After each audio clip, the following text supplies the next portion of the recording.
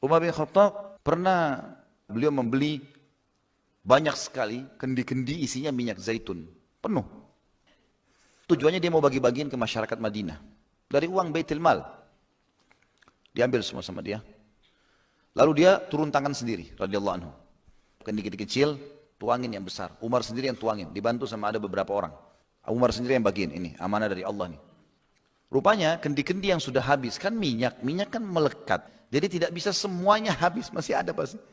Rupanya yang tinggal sedikit di dalam itu, di sebelah kirinya Umar ada anaknya masih kecil, anaknya Umar.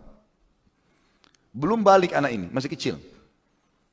Rupanya dia di sebelah Umar nggak perhatikan. Kendi-kendi yang sudah dianggap kosong tadi itu, karena masih ada tersisa, oleh anak Umar dicuil-cuilin. Diambil minyaknya, ditaruh di rambutnya. Karena minyak zaitun juga bagus buat kulit, buat rambut ya. Saking banyaknya, karena sudah banyak kendi, kan satu kota Madinah dibagiin. Rambutnya anaknya Umar ini basah dengan minyak. Karena semuanya basah, dan karena basah, maka jadi rapi kelihatan. Anak itu tarik ke belakang jadi rapi rambutnya gitu kan. Setelah selesai, Umar balik, mau ajak dia pulang. Dia bilang, apa yang membuatmu jadi indah begini? Kata Umar kepada anaknya, begitu riwayatnya. Apa yang membuatmu jadi Hasan? Hasan itu indah. Kenapa kau jadi begini? Dia bilang, ayah tadi saya ambil sisa-sisa minyak zaitun itu. Kan sudah tidak dipakai, mau dibuang, kata anaknya. Kata dia, wahai anakku, seluruh anak muslim sebenarnya berharap bisa lakukan seperti yang kau lakukan. Tapi karena kau anak Amir Mukminin, anak raja, maka anak-anak muslim yang lain cuma bisa tonton apa yang kau buat. Mereka juga berharap meletakkan minyak zaitun di rambutnya. Saya bagi-bagiin ini tujuannya untuk itu. Supaya semua rumah muslim pakai buat rambutnya, buat kulitnya. Kenapa kau ambil sisanya? Tanpa izin, ini bukan hak kita. Panggil tukang cukur, suruh cukur rambutnya. Nggak boleh ada syubhat. Di rambut anaknya digundul sama dia. Luar biasa. Dalam kisah lain dikatakan, pernah ada Umar bin Khattab jalan di pasar. Ditemukan di penjual-penjual unta. Semua unta di Madinah standar ukurannya. Ukuran berat badannya, umum lah. Ada satu unta gemuk, besar. Umar penasaran lihat. Umar tanya orang-orang situ, ini untanya siapa? Kata mereka, ini unta anak anda wahai Amirul Mukminin. Punyanya Abdullah. Karena ada anaknya Umar namanya Abdullah bin Umar, perawi hadis yang masyhur. Ini untanya Abdullah. Kata Umar, Abdullah anaknya Umar? Mereka bilang, iya. Panggil Abdullah. Hai Abdullah, apa yang menyebabkan untamu lebih gemuk dari unta yang lain? Ditanya anaknya. Maka kata Abdullah, saya tidak tahu, saya titipin saja. Maka Umar cari informasi, tanya, kenapa ini? Siapa yang urus untanya Abdullah? Maka rupanya di situ ada yang urus. Jadi Umar, di zaman dulu, zaman Nabi SAW sampai zaman Khulafaur Rasyidin, ada unta pribadi, ada unta sedekah. Ada kuda pribadi, kuda sedekah.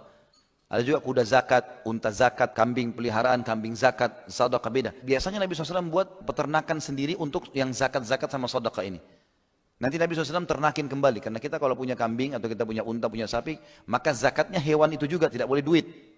Ada takarannya, ada ukurannya. Kalau 40 ekor kambing dikeluarkan 1 ekor kambing, kalau unta 5 ekor dikeluarkan 1 ekor unta, kalau sapi 30 ekor, kalau tidak salah 1 ekor sapi. Begitulah. Maka ini banyak sekali zakat-zakat sedekahnya orang. Oleh Nabi SAW sampai diteruskan Khulafaur Rasyidin, Abu Bakar, Umar semuanya ditaruh di satu kandang gitu loh. Ini kan karena zakat. Jadi memang perawatannya pakai uang negara. Sehingga unta-untanya lebih sehat daripada orang pribadi. Pribadi nggak bisa biayai seperti pemerintah biaya, seperti itulah kurang lebih. Khusus untanya Abdullah bin Umar ini, itu kalau lagi lewat, orang tahu ini untanya Abdullah bin Umar. Mirip kalau kita anak pejabat, mobilnya lewat, orang tahu ini mobilnya si fulan. Rupanya untanya Abdullah bin Umar ini suka masuk nyelonong ke peternakannya zakat ini, hewan zakat. Jadi makannya lebih banyak. Begitu luar biasa. Dan itu ketahuan oleh Umar. Langsung kata Umar apa? Oh, gara-gara kamu anaknya Amir Mukminin, sehingga untamu nyelonong masuk ke sana nggak ditegur. Ambil unta itu, jual. Disuruh jual, uangnya masukkan Baitul Mal. Nggak ada lagi punya Muhammad Abdullah. Dia gemuk bukan karena kamu ini, karena makanan orang. Nggak boleh. Luar biasa mereka jaga. Terbentuk pribadi ini dengan keyakinan itu loh. Padahal Umar zaman dulu nggak kayak kita loh sekarang teman-teman. Sekarang kita teknologi, ini handphone, ini apa yang tidak ada di sini. Kita bahkan di atas ranjang bisa transfer duit. Bisa bangun masjid di malam hari mau tidur.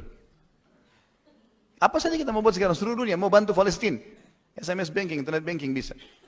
Zaman dulu orang bagaimana? Berapa tahun lalu lah sebelum ada internet banking, kita masih harus ke ATM. Sebelumnya malah kita harus antri di bank. Sekarang sudah lebih mudah orang dapat amal saleh. Kita sekarang ini mengalahkan kehidupannya raja-raja dulu loh. Qarun itu dia selalu simpan harta dengan peti-peti besar. Qarun tidak pernah berpikir, kalau sekarang kita punya ATM. Qarun itu harus simpan di gudang, satu petinya diangkat puluhan laki-laki yang kuat-kuat. Kaisar Romawi dulu itu ada orangnya, ahli khusus untuk merakit bulu. Bulu-bulu hewan dicari, dirakit dengan rapi, sampai jadi besar, bulu besar, untuk kipasin dia, supaya rasa dingin.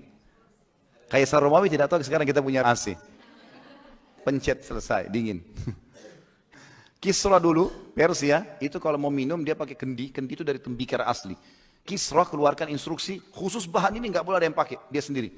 Itu kalau ditaruh berapa menit jadi dingin airnya. Orang-orang di sekitarnya cemburu lihat Kisra minum dingin. Kita sekarang 300.000 dapat dispenser. Semua orang bisa dapat. Berapa tahun lalu, orang pergi haji masih pakai kapal laut. Saya lihat nenek-nenek dulu, saya sempat waktu saya masih kecil. Kalau mereka cerita, pergi haji dulu sebelum kemerdekaan gitu ya. Itu 2 bulan naik kapal. Kita sekarang duduk di dalam pesawat, AC, 9 jam sudah sampai Jeddah. Jadi kemudahan ini jangan disia-siakan ini.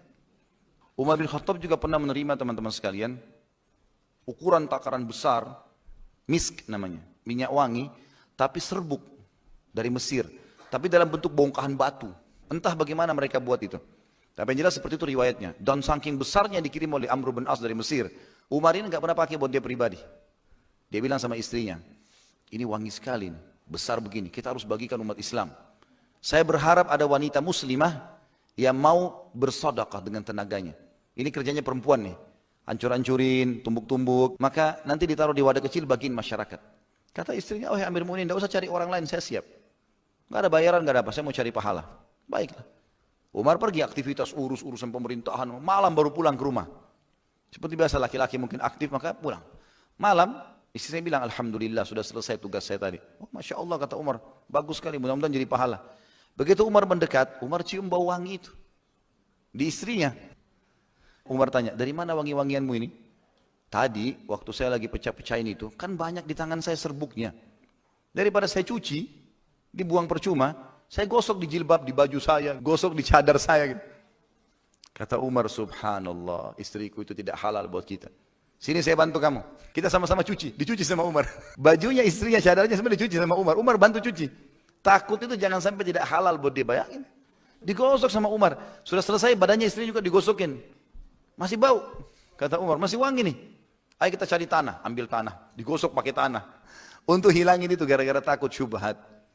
Umar itu ciri orang yang beriman sama Allah apa adanya. Allah halalkan ya sudah nikmati. Allah larang ya sudah tinggalkan. Bahkan Umar tegas. Ini Allah perintahin, patuhi, tidak mau dihukum sama Umar. Ada satu teman-teman sekalian, orang ini suka sebarin syubhat. Syubhatnya luar biasa. Jadi dia bukan mau belajar agama dari ulama, enggak. Ada sahabat hidup di zaman khilafahnya Umar nih. Dari Irak dia datang. Dia datang ke Madinah khusus nyebarin syubhat. Jadi hal-hal yang membingungkan umat. Dia bukan tanya Umar, dia bukan tanya Abdullah bin Abbas, Abdullah bin Umar, Abu Hurairah, Ali, Uthman. Masih banyak sahabat. Dia cari majelisnya masyarakat Madinah yang orang-orang awam. Pinggir jalan orang lagi ngumpul. Hai kaum, assalamualaikum, salam. Saya punya pertanyaan, ada yang bisa jawab? Dari mana kau? Saya dari Irak. Jauh-jauh datang mau bertanya. Apa yang kau mau tanya? Ini orang dari Irak mungkin butuh jawaban apa? Apakah Allah nanti akan menghisap kita hari kiamat? Allah ajak ngomong kita enggak? Kalau Allah ajak ngomong, lalu bagaimana nantinya? Orang-orang awam enggak ngerti ini, mau jawab apa? Allah ngomong atau enggak nih? Dia pindah lagi majelis sana.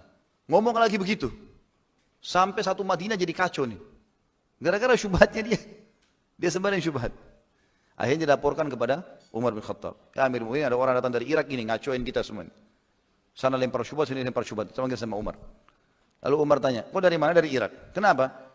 Dia bilang, saya punya pertanyaan. Apakah Allah akan menghisap kami dengan bertanya pada hari kiamat? Kata Umar, iya. Allah akan berbicara dengan kemahamuliaannya dan kesempurnaannya. Allah akan bertanya dan menjawab. Allah akan bertanya dan mendengar jawaban hambanya. Dengan bahasa apa saja.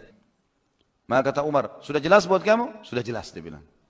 Maka kata Umar bin Khattab, panggil tukang cambuk. Panggil.